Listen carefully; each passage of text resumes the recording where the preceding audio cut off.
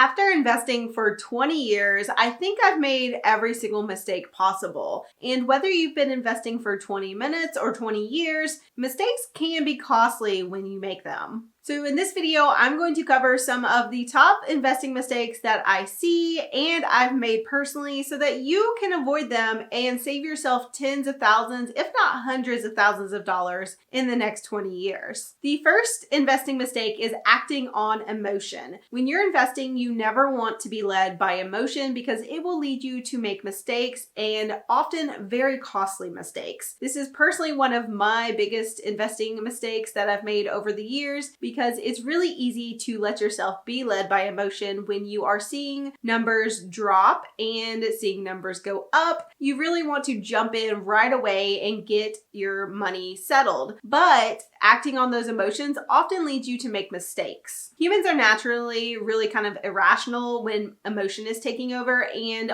if you are making big investment decisions when you are emotional, when you're feeling really strong emotions, you probably will be making the wrong decision. So whenever you're investing your money, when you're watching your accounts, you need to make sure that you're being logical and that you're not being led by emotion. This is actually the reason why some people hire a financial advisor, because they know that they cannot stay unemotional, especially during a downturn in the market. So they hire someone to do it for them to make sure that they don't make a mistake, because losses in your investment account are not real until you actually make a move. Paper losses are a thing, but unless you sell and lock in that loss, it might not be a loss forever. So hiring a financial advisor can be a way to stop you from making those paper losses into real losses where you are acting on emotion and then actually losing money. A financial advisor will be a good way to do this, but also you can just set up a system where you are not checking the market so often if you are an emotional person, or you just have a buy and hold strategy where you buy and you don't sell no matter what the market does. The next investing mistake is taking on too much risk. There is some level of risk in any investment. That is true. However, some investments are much riskier than others, and it is a mistake to take on too much risk when you can't tolerate that level of risk. This applies both to your age and how much you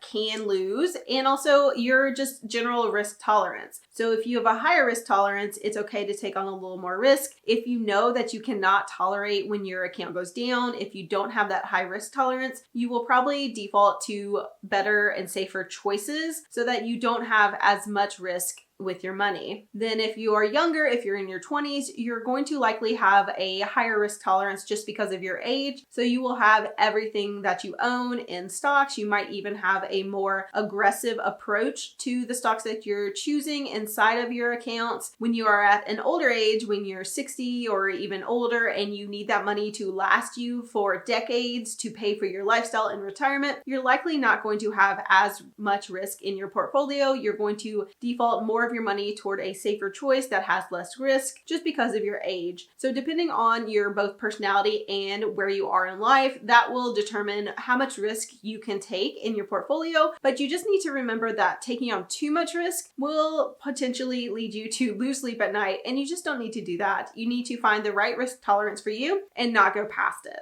The next investing mistake is trying to time the market. This is generally a losing game because it is almost impossible to time the market. You cannot predict everything. You cannot control everything. And despite the little voice in your brain trying to tell you that you can and that you do know what's going to happen, you're probably wrong. And it is likely that eventually, even if you're making good choices, it will catch up to you. This can happen in a few different ways. If you're waiting for the right purchase price to get into a potential investment, you could lose out on a lot of gains as that number goes up and up and up because you didn't purchase immediately. You are losing out on all the gains during your waiting period. A lot of people think that the market is going to have a downturn and they will be holding on to cash before investing it. And this often leads to people losing out on a huge gain on their money. They are losing out on all these investment returns because they think they see a downturn coming, but then it can take years to actually happen. And those years of investment compounding that they missed out on is something that they cannot get back. So when you're thinking that you are really sure that something's going to happen, you're probably wrong. And it's better just to get your money into the market, into investments, or dollar cost average. So you're putting in some money every single month. You're buying investments every single month over time, and that gives you a lot nicer little average of what you're paying for each investment, and it makes sure that you aren't missing out on any of the gains that you could be getting because you're not trying to time the market. You're just consistently investing, and that is usually the best way to do it. Another huge investment mistake is copying other people's investment plans. So this is really common. There are literally YouTube channels dedicated to telling you which stocks to pick, when to buy them, what they have purchased in their own portfolio. There are people that charge money so that you can see what they've actually bought. There's a lot going on with people sharing their own investment choices and getting people to copy them, but this can be a huge mistake because you don't know what they know, and you might not have the same situation as them. This is a mistake because generally what works for one person doesn't necessarily work for another person, and not only is your risk tolerance different, but your lifestyle might be different, the amount that you can invest is different. There are so many different factors that go into creating your own investment plan that you really shouldn't be just copying picks that someone online told you or your friend down the street told you, because you're not seeing the whole picture. This is especially true when you're looking at the higher risk investments. So if you are considering something that is high risk or is something like crypto, just because you've heard a hot tip, this generally doesn't work out well for a lot of people. I have seen so many people lose a ton of money just copying the higher risk investments that they hear about because they want to get rich quickly and they think it's going to happen, and then they lose all their money. This happens so often, and unfortunately not a lot of people talk about it because it is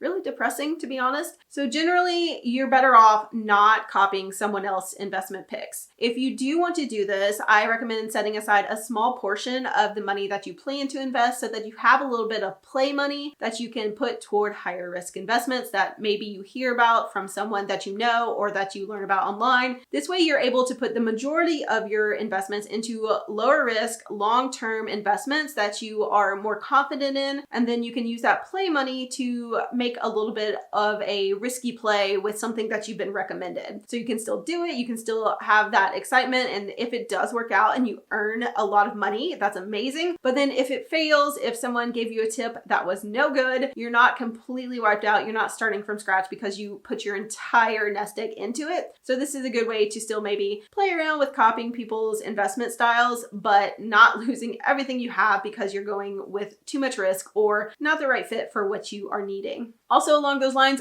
always do your own research. Do not just blindly buy something that someone recommends for you. Please do your own research. Learn about the actual investment. Learn about what it is before you put your money into it. There is a level of trust that you probably shouldn't give people that are giving you investment advice unless they are a financial advisor that you've paid, that is a fiduciary working in your best interest. So definitely take all tips and stock picks and crypto advisement in consideration with a grain of salt, because it's not always necessarily the best choice. And if you are going to go with that, you need to research it yourself, understand it yourself, and then make the choice on whether or not you want to invest your money. And the final investment mistake that I see people making is not having enough patience. Investing requires patience. That is just something that is true. And unfortunately, the most common way to build your investments and build wealth is to invest small amounts over time or large amounts over time. But basically, month after month for years, for decades, you're putting money into investments and letting that grow. Consistent, steady investing is almost proven to work, and it is something that is what most people are doing and the best way to build wealth. Unfortunately, that leads a lot of people in that situation to invest and swing for the fences with these